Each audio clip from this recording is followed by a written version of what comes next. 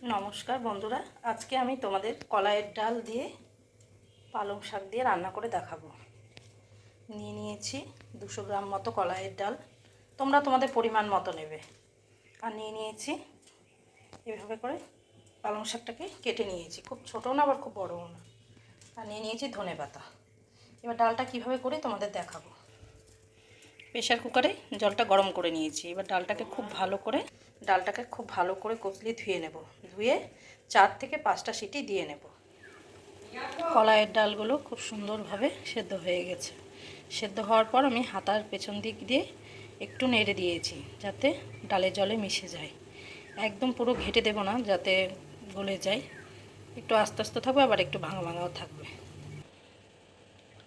ডালটাকে ভালো করে ঘোটার পরে দিয়ে দিলাম গরম জল। বাটিতে আগে থেকেই গরম জল করে রেখেছিলাম। আর দিয়ে দিলাম স্বাদ মতো লবণ, হলুদ। এবার কেটে রাখা পালং শাকটা দিয়ে নেব। এইবারে আমি দিয়ে দিলাম তিনটে কাঁচা লঙ্কা চিড়ে দিয়ে দিয়েছি। এবারে শাকটা খুব ভালো করে সেদ্ধ করে নেব। কলাইয়ের ডালটা ফোড়ন দেওয়ার জন্য কড়াই দিয়ে নিলাম সরষের তেল, 5 ফোড়ন, শুকনো লঙ্কা, তেজপাতা।